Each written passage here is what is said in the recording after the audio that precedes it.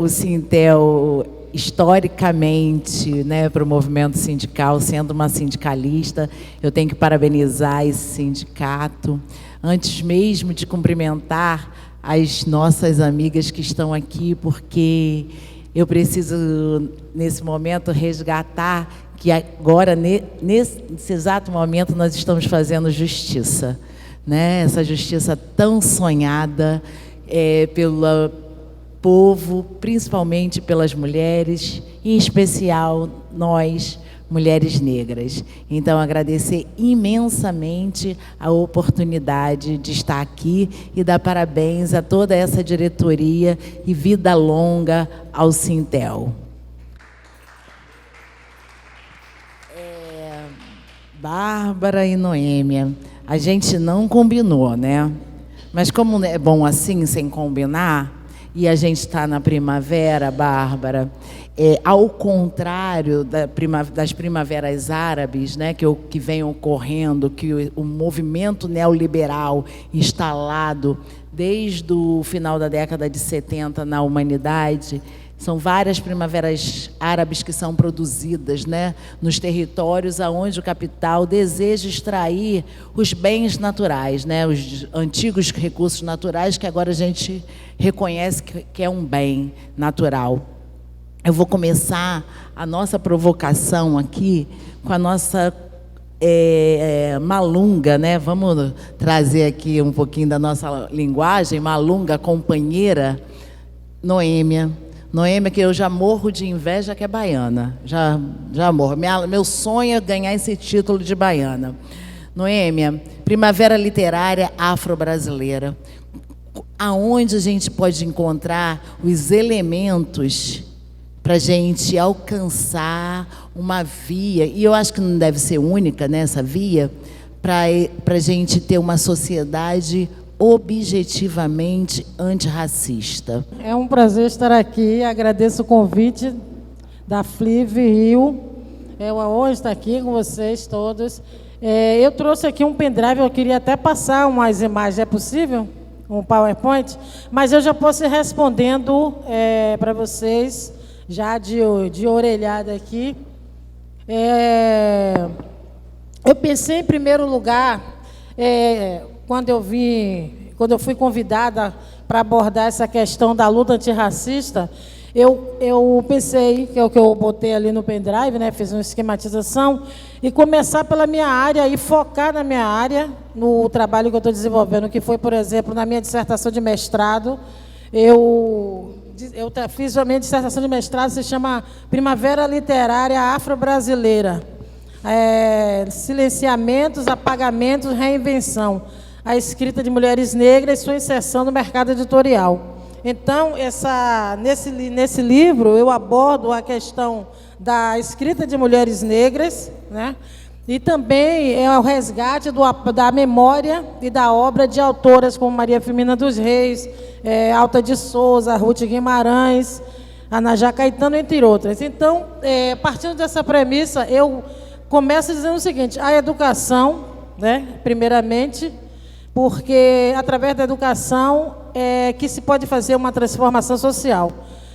Essa educação, ela precisa ser uma educação, claro, focada no aluno, né, com um ensino e uma metodologia de ensino que seja adaptável, flexível, como diria Paulo Freire, né, onde o aluno fosse o ator principal, mas também toda a cadeia educacional esteja voltada para essa educação, que vai do faxineiro até a diretora da escola, né? Então, dentro desse campo da educação, que se insere a minha pesquisa, dessa aqui, Primavera Literária Afro-Brasileira, porque essa pesquisa ela mostra, por exemplo, que o número de autores negros, até hoje, de 1965 até hoje, é ínfimo, né? Se comparado com a grande maioria, homens brancos, que são a maioria no mercado editorial. Então, eu considero que os desafios da luta antirracista, ela engloba, por exemplo, a questão da educação, transformação social, né? Mas uma educação que seja crítica e inclusiva, tenha diversidade de pensamento, presença de autores afrodescendentes, indígenas e outras etnias. Eu coloco outras etnias porque, por exemplo, tem o povo cigano, mas eu também não conheço muito, né? Então não quis aprofundar uma coisa que eu não sei, mas tem outras etnias, né? Tem os descendentes de asiáticos, etc. Que também espelha a pluralidade social, étnica e genérica da nossa sociedade, a descolonização do pensamento através da adoção de conteúdos, né, alinhado com essa educação crítica inclusiva, e que seja uma educação libertadora, né, tendo o aluno como principal ator, né. Então, Paulo Freire dizia que uma educação, para ela ser libertadora, ela precisa englobar, ela precisa unir todos os setores que participam desse processo educacional, né? Vai a faxineira, a merendeira, o porteiro, a diretora da escola, todos. Valorização da cultura popular e saberes não hegemônicos, porque o aluno traz de casa o seu conhecimento, e isso não deve ser deixado de fora pela escola. A escola deve incorporar esses conhecimentos. E também a valorização da pessoa humana, como eu já falei aqui, já falei antes. Pode passar mais um pouquinho? Você está satisfeito com a minha resposta? Posso seguir ou posso continuar? Não, eu gostaria de quebrar um pouco o protocolo e fazer tipo um ping-pong. Falar aqui um pouquinho com a Bárbara, porque o título do livro da Bárbara, se eu estiver errada, fala assim, você está errada.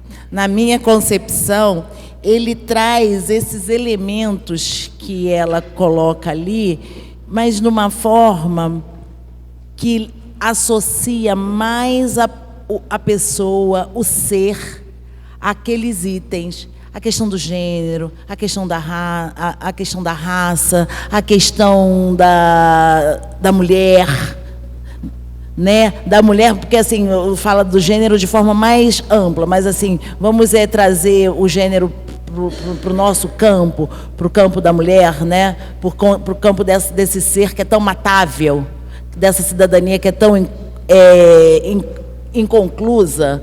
E também gostaria, Bárbara, que você falasse um pouco dessa nossa tentativa de branquear a nossa sociedade com essa questão do colorismo que agora está tão em voga hoje, o colorismo está tão em voga, associando aqui, batendo um papo com a Noêmia. Eu vou até encostar aqui para vocês poderem se olhar. Bom dia primeiro a todas as pessoas. Já começamos com questões muito difíceis, mas que são muito importantes, né? Questões que estão na hora do dia.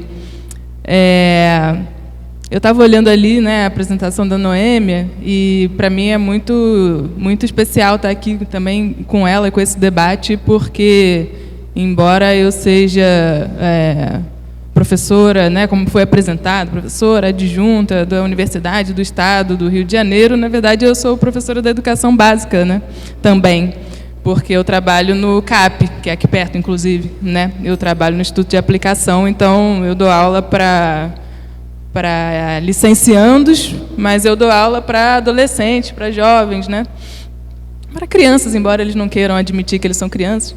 Então, essa é a minha luta do cotidiano também, né? Assim, do chão da escola. Então, é muito especial a gente estar falando aqui dos desafios da luta antirracista no Brasil, mas está falando de educação também, né? Sobre essa questão da identidade, né? Eu até brinco que o nome do livro é Política de Identidade, Gênero, Raça, Classe e Sexualidade na Formação do Movimento de Mulheres Negras no Brasil. É o maior subtítulo da história da editora Dandara, porque é enorme.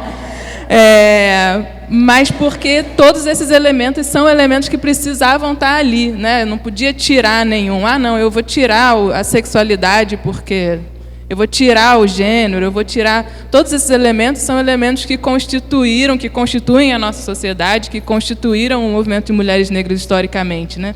Então, é a discussão que eu estou tentando fazer.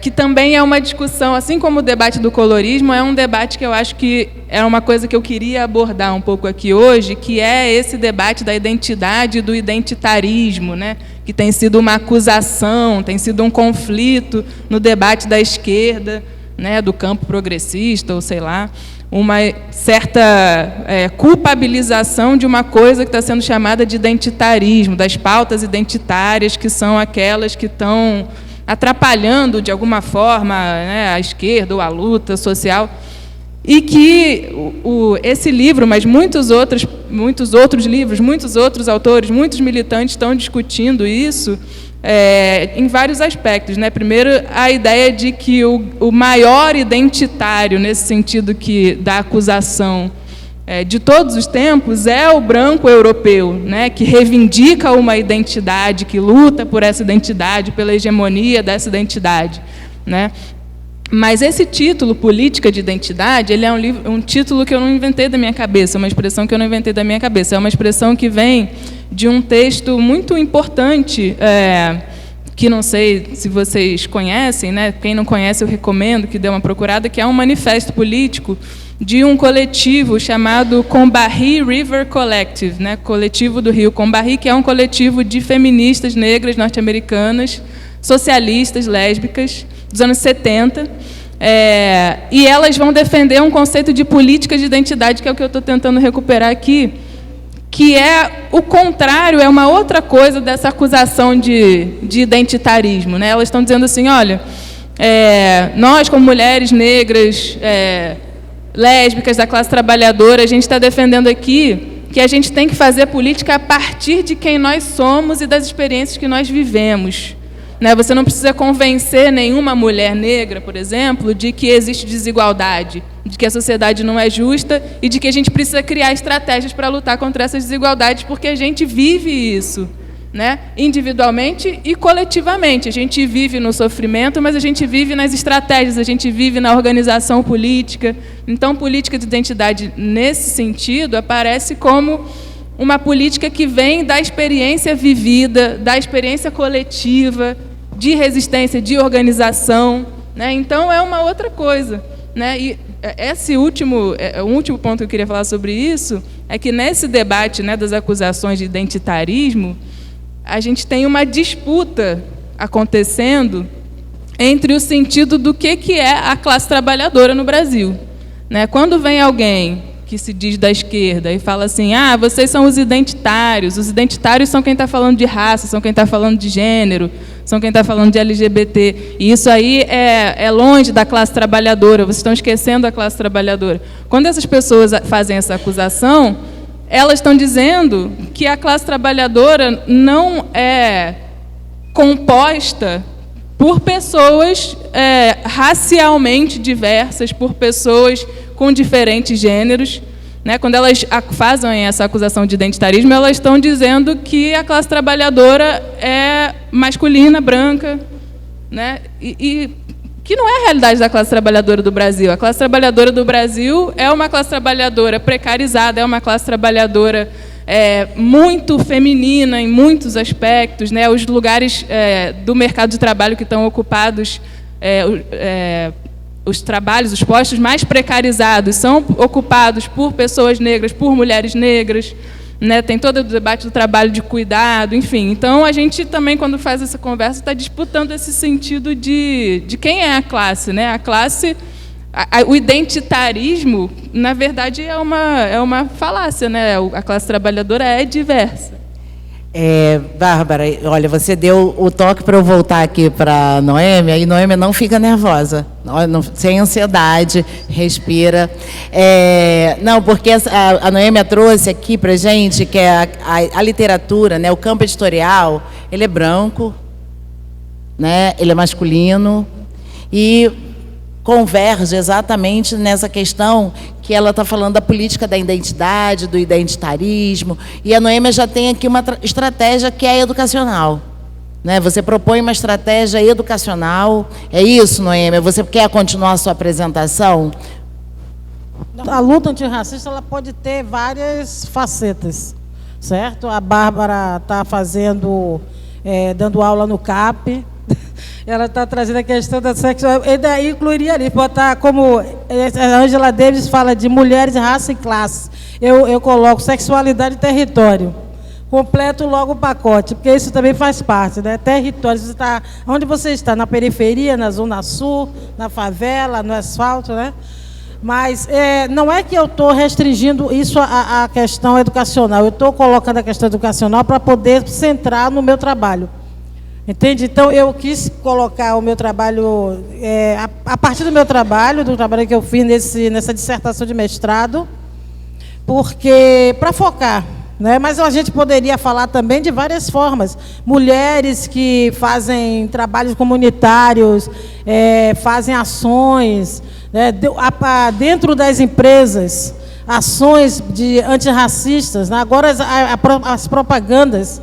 A gente está vendo cada vez mais pessoas negras, pessoas trans, pessoas lésbicas, pessoas, sabe, pessoas que têm vitiligo. Né? Isso se chama diversidade, inclusão social, diversidade. O antirracismo está incluído nesse pacote aí, né? Nesse espectro todo. Então, eu trouxe a educação, porque é a parte que eu estou trabalhando. Nesse momento, eu estou divulgando a minha dissertação de mestrado. Eu acho que esse trabalho que eu fiz das escritoras negras, elas se inserem muito na questão educacional, e por isso que eu trouxe esquematizado. Será que podia passar mais para o próximo? Eu prefiro focar aqui, porque eu foquei no meu livro. Ah, desculpa, eu pensei que era ele. Sim, o próximo. Então, eu coloquei aqui literatura de autorias diversas, com abordagem antirracista e crítica, né? Literatura afro-brasileira, indígena, afro-indígena, de autoria feminina negra, indígena e outras etnias não hegemônicas. Porque essa questão que eu estudei é que, dentro das escolas, há uma reprodução das desigualdades, como a gente aprendeu lá com a Alticê, lá atrás, né? E essa reprodução das desigualdades, ela passa também pela literatura, né? Então, desculpa, Maria Cláudia, vou pegar o próximo? Obrigada pelo suporte. Então, assim, o que mudou dos últimos tempos para cá na educação brasileira tem mudado, né? Isso também é parte da luta antirracista, porque as mulheres negras escritoras, como Conceição Evaristo, Eliana Alves Cruz, Laine Marcelina e tantas outras, Cidia da Silva, elas trazem esse trabalho antirracista, né? Então, essas escritoras, elas começaram a ter uma certa projeção, e não é à toa. Ali também faz parte de uma luta, que é uma luta antirracista, também uma luta de gênero, né? A questão de gênero, mulher, negra, que está numa posição na base da pirâmide, estava antes, era a última, mas na verdade não é a última. Acho que hoje a gente tem que colocar as pessoas negras, trans, na último degrau da base, né? Por exemplo. Então, os pressupostos que elas trazem nas suas obras, né? Trazendo pressupostos africanos, míticos, do universo mítico, ético, filosófico africano. Por exemplo, a gente hoje conhece esse símbolo adinkra, todo mundo acho que hoje já ouviu falar, que talvez esteja nessa sala, né, que é o Sankofa, que é esse pássaro, ovo, que olha para trás, ele representa o presente, passado e o futuro simultaneamente. E também outros símbolos, como aquele símbolo da transformação, aquele outro da liderança, né? E essa mudança, ela vem, os currículos escolares, eles estão caminhando lentamente com a questão da implementação da Lei 10.639. Maria Cláudia, será que você podia passar para o próximo, querida? A Lei 10.639, que justamente faz parte dessa luta antirracista, né? Que é a implementação da cultura e história africana afro-brasileira nas escolas. E também tem a 11.645 também, que é a inclusão da cultura indígena, história indígena. Os conteúdos, né, que potencializavam o racismo, a subalternidade dos afrodescendentes, essas narrativas, né, isso começou a ficar algo, quer dizer assim, demodé, obsoleto. Então, esse trabalho da literatura, eu considero um trabalho, um instrumento poderosíssimo de luta antirracista. Não só antirracista. A literatura não é só um instrumento de luta antirracista, mas ela é também. E é muito importante e interessante, porque a literatura ela vai trabalhar de uma forma lúdica, né? Então, ela vai chegar às pessoas de uma maneira mais, digamos assim, suave. bem mais eficaz, talvez, do que o discurso puramente político, né? Um discurso proselitista, um discurso, digamos assim, como o pessoal costuma falar, militante, e que criou justamente essa questão do identitarismo. Ontem mesmo, a Naomi Klein estava no Conversa com o Bial, ela justamente falou desse ponto, né? Que é essa questão do identitarismo. Mas, em determinado momento, ela disse que achava que, às vezes, isso era reducionista, mas, ao mesmo tempo, era importante, sim, afirmar esse lugar que a gente está. Eu não posso negar que eu sou uma mulher negra, né, e etc, etc, etc. Então, é isso. Mais uma coisa que eu queria dizer é que é isso. Acho que, por enquanto, está bom. Para mim é sempre muito interessante pensar em literatura negra, literatura de mulheres negras, porque antes dessa pesquisa que eu fiz agora, essa pesquisa do livro é uma pesquisa sobre o movimento de mulheres negras, mais nesse sentido formal, né? Um movimento formal, na política mais restrita ali, as organizações, as mulheres que concorreram a cargos eletivos no Estado, ou, sei lá, constituíram ONGs, enfim, essa organização mais... que a gente imagina quando a gente pensa em militância, né? Mas antes disso eu estudei literatura negra, estudei a obra da Conceição Evaristo especificamente, e não faz tanto tempo atrás assim, eu sou jovem, mas faz um pouquinho de tempo, e é um pouquinho de tempo suficiente para muita coisa ter mudado, né? Realmente a primavera literária que você traz é uma coisa que é absurdamente recente. Embora a gente tenha, ao longo do tempo, muitas escritoras negras importantes, elas não eram conhecidas e elas não eram apoiadas, né? E, para mim, é muito curioso assim, ver, por exemplo, a Conceição Evaristo. Eu estudei a obra dela na monografia e no mestrado. E ela não era uma anônima, porque ela já vem, né, no lugar de escritora, um lugar público de escritora aí desde os anos 90, mas ela não era essa pessoa que todo mundo, se você fala Conceição Evaristo, a maioria das pessoas sabe quem é a Conceição Evaristo. Se você entra numa livraria, você fala, queria um livro da Conceição Evaristo? Tem. E quando eu estudei ali em 2010, eu não conseguia comprar, não tinha para vender em nenhuma livraria, nenhum livro da Conceição. Não existia. Eu liguei para a editora em Minas, não consegui. Eu achei numa livraria especializada em literatura negra, que era Quitabo, que não existe mais, que ficava ali na Lapa, perto do Beco do Rato. Tinha um exemplar, eu consegui comprar, mas era uma dificuldade. E nessa época, que não faz tanto tempo assim, a Conceição tinha financiado todos os livros dela. Ninguém tinha bancado, as editoras não bancaram, né? Ela tirou do bolso dela. Hoje em dia, ela, né, teve todo um debate, ela vai entrar na ABL, não vai entrar, mas é realmente resultado de uma luta que tem resultados muito recentes, né? É uma coisa assim... por um lado, é muito legal a gente ver como as coisas têm mudado e como essas escritoras estão num outro lugar, mas é um reconhecimento muito tardio, né? A Conceição é uma senhora já, e ela já é uma grande escritora há muito tempo, né? Acho que quem pode falar muito melhor disso é a Noêmia, mas assim, a minha impressão um pouco é essa. Passou direto para tu, Noêmia, eu não. Ela deu cortada, foi assim, ó. Demais, né? Adorei. Não, porque é incrível, você nem está vendo aí, né? Que é justamente essa parte aqui, essa parte do meu esqueminha aqui, ó. Tá vendo?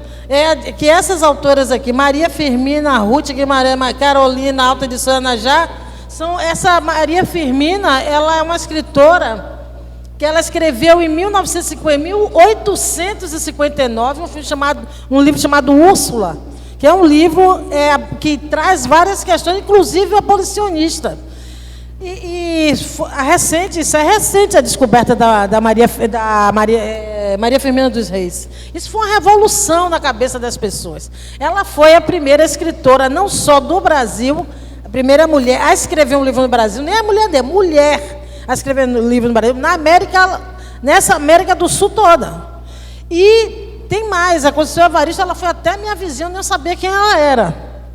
Ela morou um tempo na minha rua, eu nem sabia quem ela era. O pai do meu filho sabia, mas eu nem sabia quem era. Como um dia eu parei lá na rua, conversei com ela, Falei, um dia eu venho aqui em casa, mas eu estava fazendo faculdade de letras lá no Fundão, nunca tinha tempo, ela também estava fazendo doutorado, não tinha tempo. Mas a Conceição Evaristo é um exemplo muito claro do apagamento das mulheres negras. Esse livro aqui, ó, Apagamento, Silenciamento, Reinvenção. Porque é isso que aconteceu, um apagamento, um silenciamento, uma tentativa, pelo menos, e aí uma reinvenção, porque foi o que Conceição Evaristo fez. Conceição Evaristo, nas entrevistas que ela dá, ela sempre fala que era para ela já estar fazendo esse sucesso que ela está agora, esse reconhecimento que ela tem, já era para ter acontecido pelo menos 40 anos. Se ela fosse homem e branco, ela já teria tido esse reconhecimento. Então, como que a gente não vai falar de questão de classe, de gênero e de raça? Não há como, não é? Querida, please. Então, essa questão da educação, questão da literatura, da educação e da luta antirracista, são questões políticas. Estamos falando de questões políticas. A literatura se insere na política cultural? Sim, mas também é muito política. Então, a gente tem que pensar o seguinte, quando eu trouxe a questão da educação, não é aquela coisa, tudo vai ser resolvido com a educação. Não é abracadabra, vamos, né? Mas, por quê? Porque as estratégias, justamente, ela vem lá de trás, né, do século XIX. No final, já, quando estava perto de ser assinada a Lei Áurea, já tinha muitos negros libertos no Brasil, zanzando por aí, procurando uma escola para estudar, um trabalho para fazer, não tinha. Então, olha, primeiro é o decreto federal. Eles proibiam o acesso de pessoas escravizadas no ensino noturno. Eles exigiam, sabe o quê? Atestado de vacina. É como exigir hoje chegar lá, não vou nem dizer na favela, mas em determinada localidade pedir uma carteira de motorista. Assim, mal comparando. Então, o passaporte, acho que passaporte é melhor. Então, aí já começa a questão da educação, sabe? E depois, para complementar essa lei que proibia os escravizados de estudar, inclusive quem mediava a entrada dos estudantes era um delegado de polícia. Olha só, a educação no Brasil era uma questão de polícia, era um delegado que dizia quem podia e quem não podia estudar. Aí os negros libertos que tentavam nunca conseguiam, né? E daí depois eles fizeram aí já 2 anos depois da abolição, eles criaram esse decreto federal incentivando e facilitando a vida de imigrantes. Justamente aqueles, agora que tinha uma massa enorme de pessoas negras libertas, mão de obra à vontade, eles falaram, não, a gente não vai dar trabalho para essa galera, não. A gente vai pegar uma mão de obra qualificada na Europa, porque os trabalhadores da Itália, da Espanha, eles têm uma qualidade, eles têm um conhecimento. Mas que já começavam um pouquinho ali da industrialização, né? Mas não era essa a questão de fundo. A questão de fundo é que era mesmo uma política de eugenia.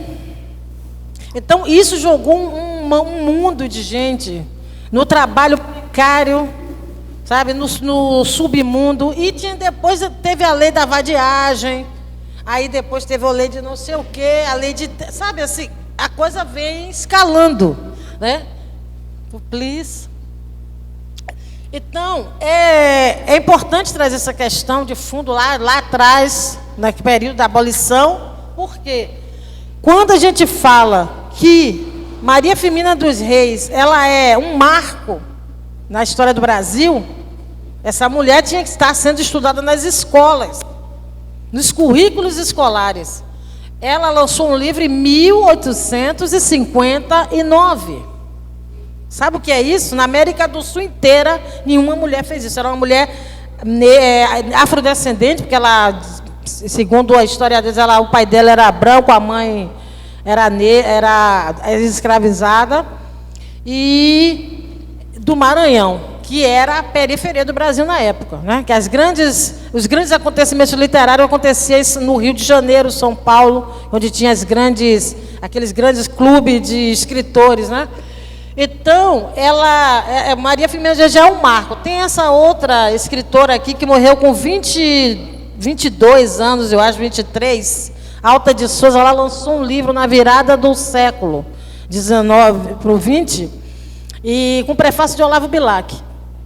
Ela escreveu um livro chamado Horto. Eu reproduzo algumas poesias dela nesse livro. Ela poderia estar no mesmo patamar de Castro Alves, porque ela era uma poeta romântica e também tinha pitadas da poesia gótica, porque ela era uma leitora de Edgar Allan Poe, que era, na época, ele era o farol dos escritores e poetas, dos poetas. Então, essa jovem, até hoje ninguém... Eu tive que catar para encontrar as poesias dela. É Alta de Souza, aquela ali. Ela também é de acho que um estado desse do Nordeste. Aquela ali é aquela mulher ali, caramba, tenho que lembrar o nome dela. Eu vou lembrar. Virgínia Bicudo. Ela foi a primeira mulher negra no Brasil a defender uma tese de dissertação sobre a questão do negro. Há pouco tempo que a gente descobriu também, sabe? E a lista é grande. Essa aqui é Ruth Guimarães, morreu há uns 3 anos atrás, com 90 e poucos anos.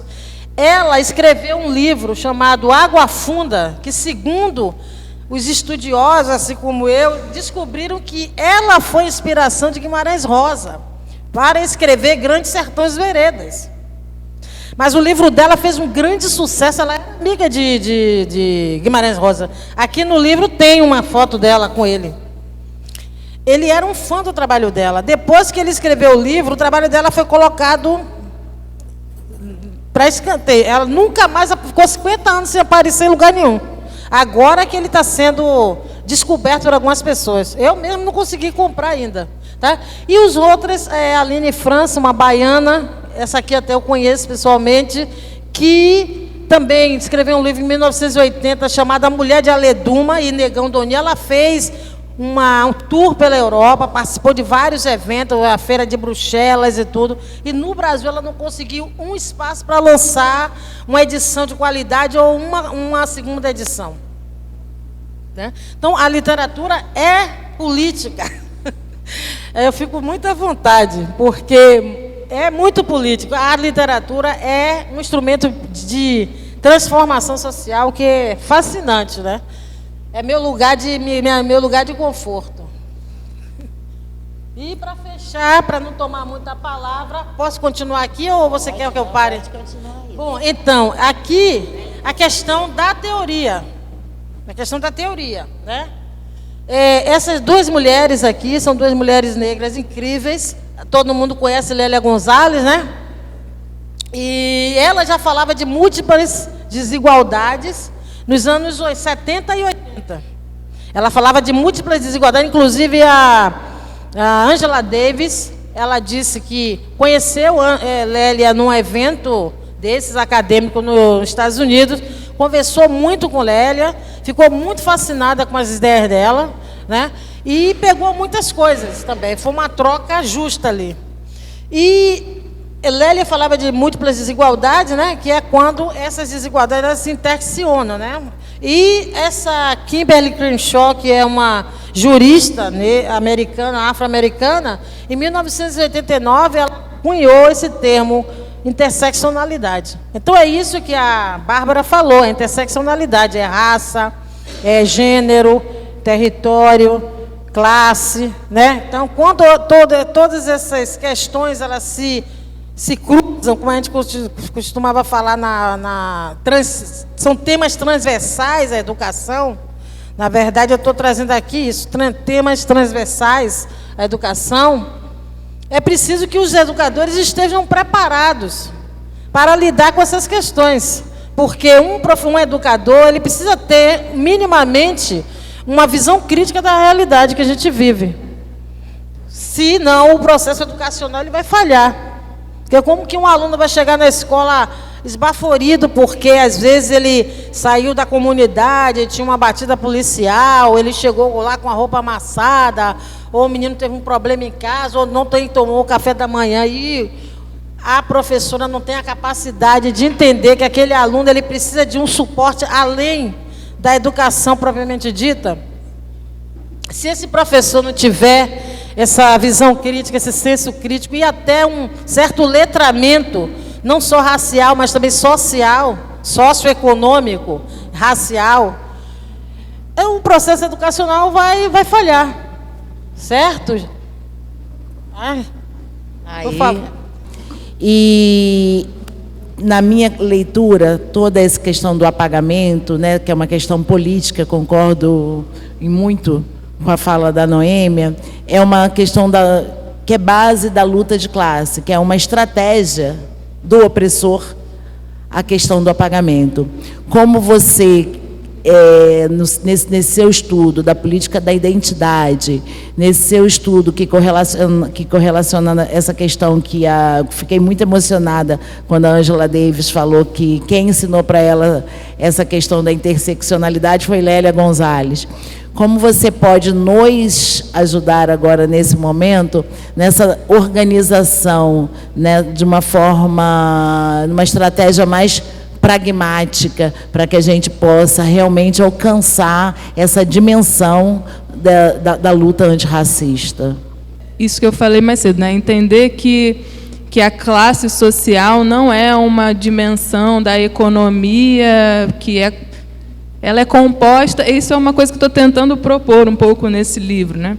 É um livro que fala do movimento de mulheres negras, mas antes de falar do movimento de mulheres negras, nesse sentido mais da militância, eu estou tentando pensar também como que a gente pode entender a sociedade brasileira, a formação do capitalismo brasileiro, a partir de referências como a Lélia Gonzalez, né? É uma obra que é muito importante para mim e para todos nós, para a gente entender a sociedade que a gente vive e como ela foi construída. Mas indo além de... Acho que a gente está num momento de ir além, né? E até ir além no entendimento que a gente tem das contribuições dessas autoras, por exemplo. A Lélia Gonzalez, ela é uma... chegou meu livro aqui, lindo, bonitíssimo.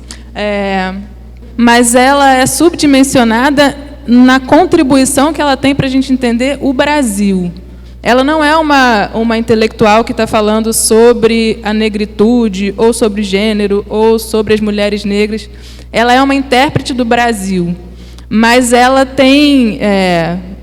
a gente, por causa do racismo e de todas essas questões que a gente está falando aqui, ela tem tido negado esse lugar. Né? Tem uma pesquisadora da obra da Angela Davis, da obra da Lélia Gonzalez, que é a Raquel Barreto, que ela fala disso. Existe esse cânone, esse lugar dos intérpretes do Brasil. Quem são os intérpretes do Brasil? É o Gilberto Freire, é o Florestan Fernandes, é o Sérgio Buarque. E a Lélia Gonzalez, ela é uma intérprete do Brasil, na mesma dimensão que esses caras.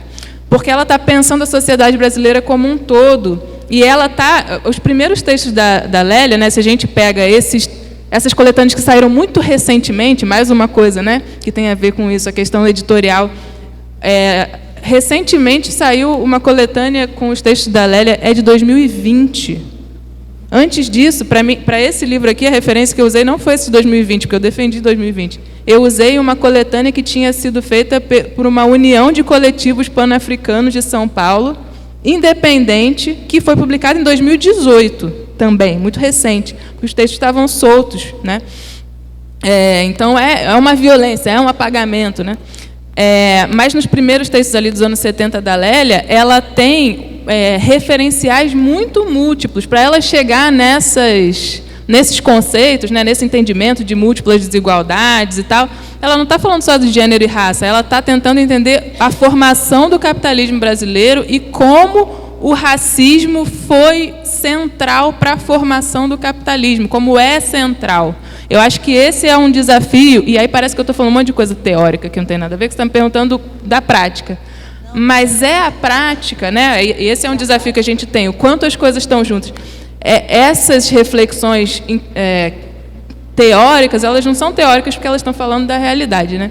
E o que a Lélia, por exemplo, explica para a gente, mas outros autores explicam para a gente também, até o Florestan, bem depois, vai também trazer, é que as coisas a gente não tem vários sistemas sociais que acontecem, né? O capitalismo é o sistema econômico, O racismo está falando da raça, que não tem nada a ver com o econômico, e o machismo é as mulheres sofrendo machismo, é outra coisa. A gente vive um único sistema que todas essas coisas estão entrelaçadas.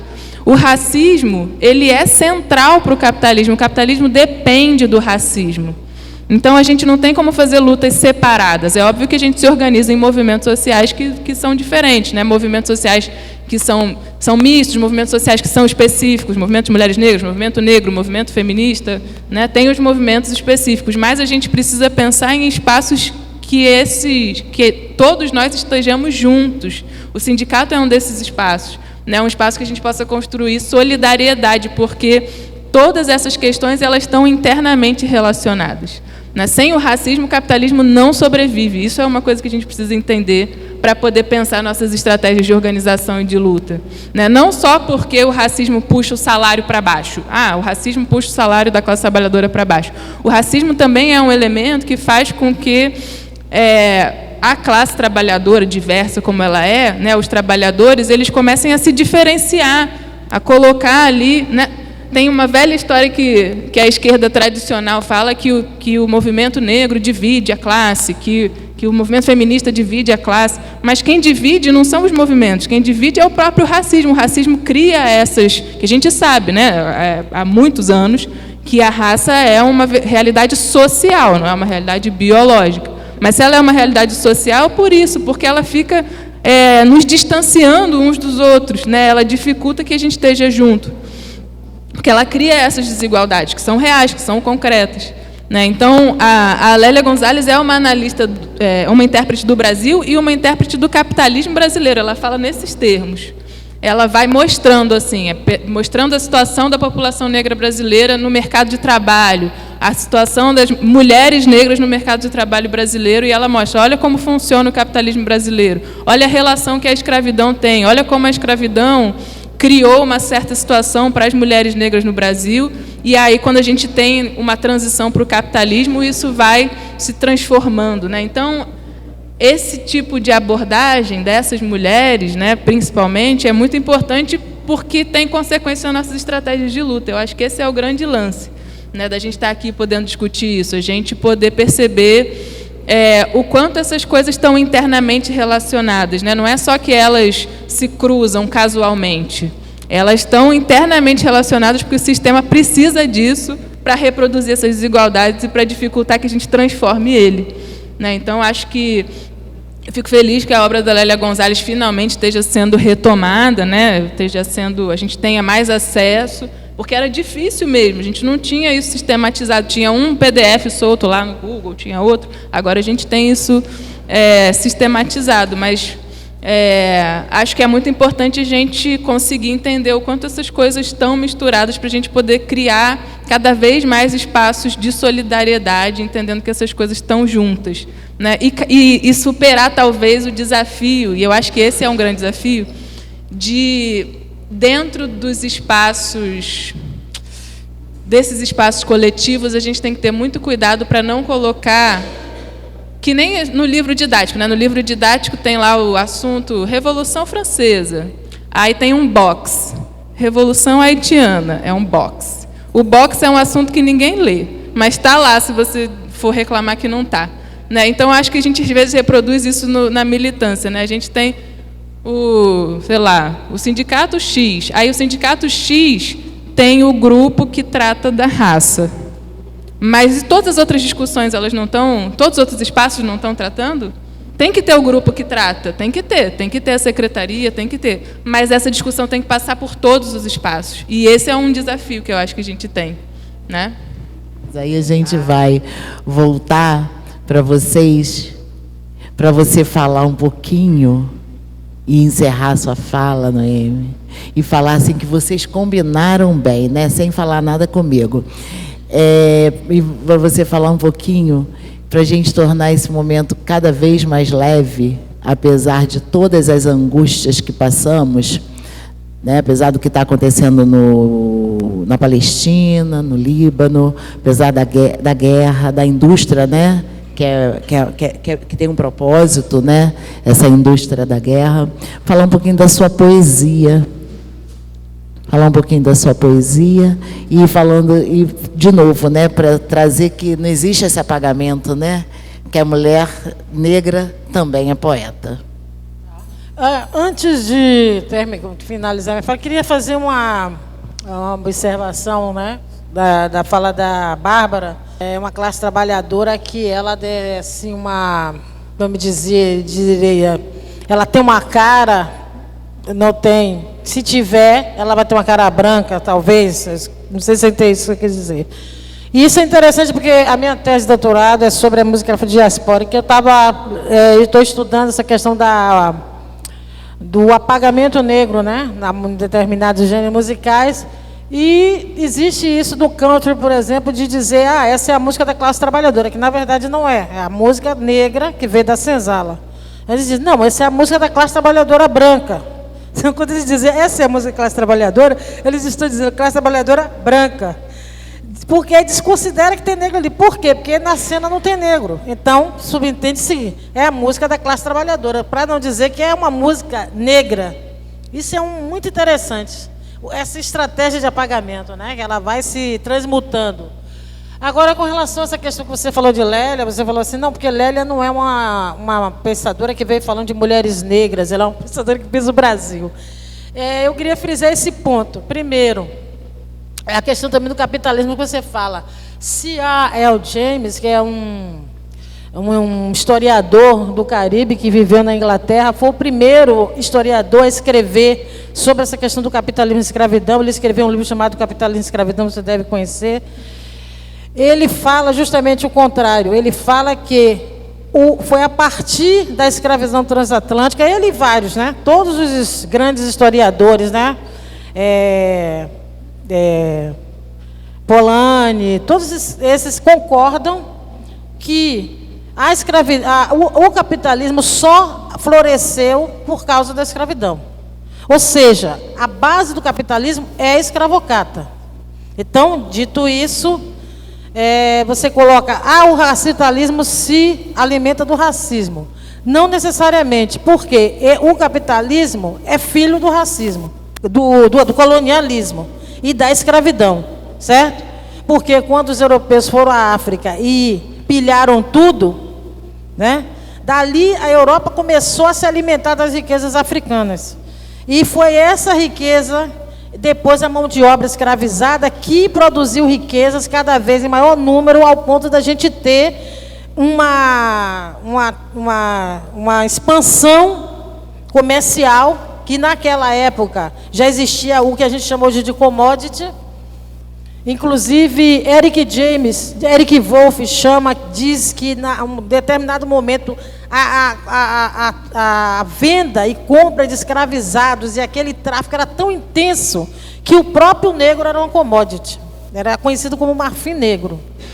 Certo? Então, o capitalismo não se alimenta do racismo. O capitalismo se alimenta de qualquer ser humano que esteja em condição de vulnerabilidade.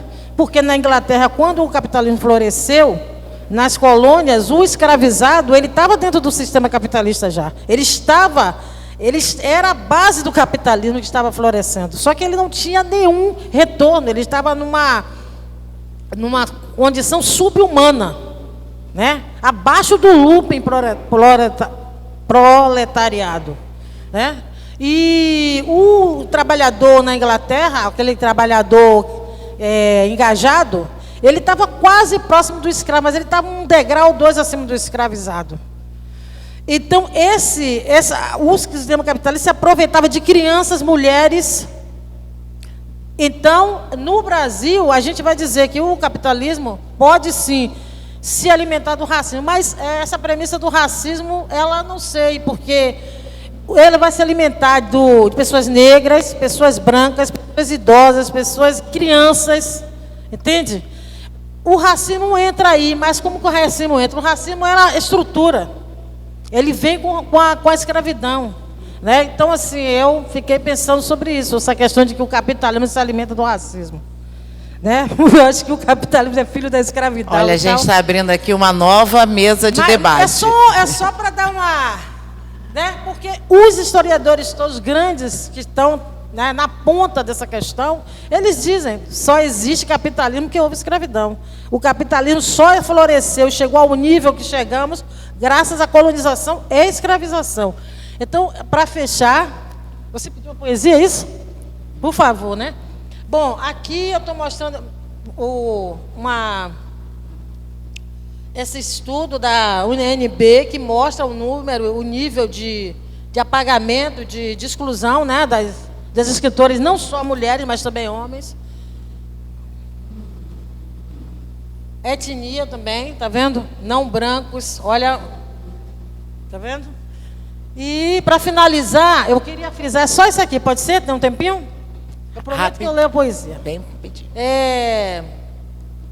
Esse livro Pepa, de Silvana Handel, olha só, ele trazia essa questão de uma menina que tinha um cabelo tão forte que os colegas faziam em cabo de guerra, a mãe cortava para fazer vedação de pacote de biscoito e até a menina arrastava geladeira com cabelo e puxava carro de compra. Quando esse livro saiu em 2017, foi um debate, porque como é que chama? Essa comunicadora digital chamada Ana Paula Chongani tinha uma filha na escola que adotou esse livro. Então, ela foi para as redes e colocou. Então, isso gerou um debate, sabe assim, tipo, o que não se deve fazer, por exemplo, num processo escolar de formação de aluno, né? De educacional, né? Importância da autoria comprometida com a educação luta antirracista. Por favor, por favor. E esse aqui, outro caso terrível, que esse também foi horrível, que é 2 escritores que lançou esse livro da ABC da Liberdade em 2015, pela Alfaguara. E aí o selo Companhia das Letras comprou. Quando as pessoas descobriram, ele contando aqui uma história baseado naquele Luiz Gama, né? Na história de Luiz Gama.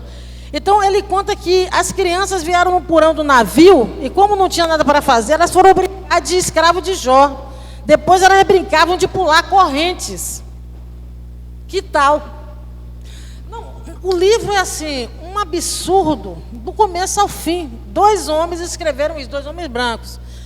E quando isso veio à tona, eles disseram que estavam sendo censurados. Olha o nível do debate, né? Censurados. Então, a primeira coisa que a gente precisa fazer é conscientizar as pessoas do que é uma luta, do que é uma desconstrução social, de estruturas que não servem mais, não é? E inclusive, ele desafia a lei da gravidade, que eu nunca vi pular corrente. Vocês já viram? Alguém pular uma corrente assim? Eu fico imaginando alguém parado e a gente com a corrente assim. Por favor, querida. Então, aqui eu trago um contraponto do que o que teria, né, uma proposição de uma educação que incluísse também uma proposta de mudança. Tem um menino que vem com o cabelo ali, perguntando com o copo penteado, eu vou, o Black Power do Adiaquim, tem o Amora do Emicida, uma garota ali com o de glossário e tal. Por favor. E para finalizar aqui, Beata, Menina das Águas, baseada em Mãe Beata, tem ali uma família numa situação de almoço, né? Isso naturalizando a presença negra nos espaços, né? Porque se a própria escola ela não naturaliza a presença negra nas escolas, como que essas crianças vão se formar, se tornarem adultos e chegarem depois para espaços de poder? Como que elas vão estar de acordo com esse espaço? Elas não vão se sentir. Que, inclusive, essa é a grande questão. A gente sempre fala, eu sou a primeira a chegar na universidade da minha família. Isso é recorrente. Eu sou a primeira a sentar aqui para... Entendeu? Então, quer dizer, isso também seria uma proposta de educação antirracista, de luta à educação antirracista, sabe? Também naturalizar a presença negra. Então, eu acho que, eu insisto, a literatura não é uma questão banal, não é uma questão romântica. A literatura ela é muito política. É um instrumento político também muito eficiente. Eu acho que a gente deve usar esse instrumento. Tá? Como é que a gente faz a importância da gente discutir esse racismo, esses entendimentos sobre o racismo, para a gente avançar na luta antirracista, para a gente avançar, inclusive, enquanto mulher negra? Queria agradecer, né, essa fala final, agradecer muito pelas perguntas, pela mediação maravilhosa, e também a minha companheira de mesa, a Noêmia, e agradecer esse espaço, né, saudar esse espaço. A Noêmia trouxe ali uma fala final, colocando algumas questões em cima do que eu falei, mas eu não discordo de nada que ela falou. Acho que todas as reflexões são nesse sentido, né? Quando eu estou falando que o capitalismo depende, se reproduz do racismo, é como ele funciona hoje. Hoje a gente tem um capitalismo que não se sustenta sem a reprodução do racismo, né? E por que isso acontece, né? A dinâmica da escravidão, o capitalismo é um sistema relativamente, historicamente recente, se a gente considerar a história do mundo inteiro.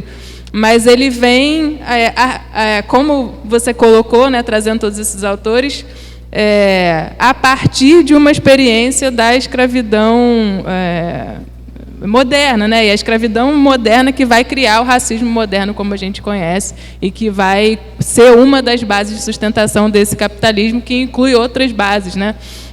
Inclui uma lógica de uma dinâmica de dependência, né, dos países periféricos. Então a classe trabalhadora aqui não funciona da mesma forma que a classe trabalhadora em outros lugares. A gente tem que pensar essas coisas conectadas, né? Como você falou, a classe trabalhadora inglesa lá, quando ela estava no momento de conseguir vários direitos, isso estava acontecendo às custas. Isso está sempre acontecendo às custas da classe trabalhadora em outro lugar, né? Que é uma classe trabalhadora que não é branca na maioria das vezes, né? Então a gente tem que pensar essas dinâmicas também, as dinâmicas de gênero, as dinâmicas de sexualidade, elas vão formando essas relações sociais que a gente vive. Então, enfim, eu tenho um acordo com tudo isso, né? Só trazendo um pouco o que eu estava falando de como funciona contemporaneamente. E acho que é isso, é muito importante, né? A Lélia, acho que ela é talvez a grande inspiração, né, para muitos que vieram depois, mesmo nessa geração dela. A gente tem hoje tem muitos textos da Sueli Carneiro, da Luísa Barros, que falam o quanto ela foi uma pessoa central. Acho que por causa disso, né, ela incorpora esse esforço de entender teoricamente, intelectualmente, mas com o objetivo de intervenção na realidade, né? É o sentido da praxis marxista, né? É a teoria e a prática juntos. E agora falando, eu lembrei de uma fala da Bell Hooks que me pega muito, que ela fala da teoria como um lugar de cura, né? A teoria, ela ajuda a gente a entender coisas, né? A enxergar as coisas de uma forma que a gente, ao entender, mesmo que sejam coisas difíceis, que sejam sofrimento, quando a gente consegue entender e organizar, a gente, de certa forma, está passando por um processo de cura, né? Ela coloca assim, dessa maneira. É uma forma da gente lidar com as coisas também. A gente entender por quê, como, né? E aí, claro, a gente tentar organizar estratégias de resistência, de luta, de construção. Mas acho que é isso. Vou encerrar com essa proposta da Bell Hooks, da teoria como um lugar de cura, que eu acho que é um pouco o que a gente faz aqui nesse espaço. Obrigada, pessoal. Obrigada, Bárbara. Obrigada. Noêmia. Será que eu desliguei meu celular? Não. Vocês estão me ouvindo? Na China, por exemplo. Na China, todos são brancos, não é? E o capitalismo lá explora o próprio povo. Só para coisa. Então, eu adoro esse assunto, viu, Bárbara? Depois a gente pode conversar mais, né? Vamos trocar o WhatsApp. Eu queria ver se eu posso ler duas ao invés de uma. Bota uma pequenininha. Pode ser? Lógico, que eu vou falar não para tu. Então, já que vocês deixaram, vou tirar a casquinha. Vou ficar até em pé. Minas na frente. Minas de meninas, tá? Não é Minas do Estado, não. Meninas na frente. Eu estou muito tempo no Rio Carioca, estou uma baiana bem carioca já. Indo em frente com as minas na frente transnacional do hip hop. Mapeando problemas, enfrentando querelas, da vida é quem dera, sem nada temer. Afirmando a força da rima, plantando sementes, sem nada nas mãos, só poesia na mente.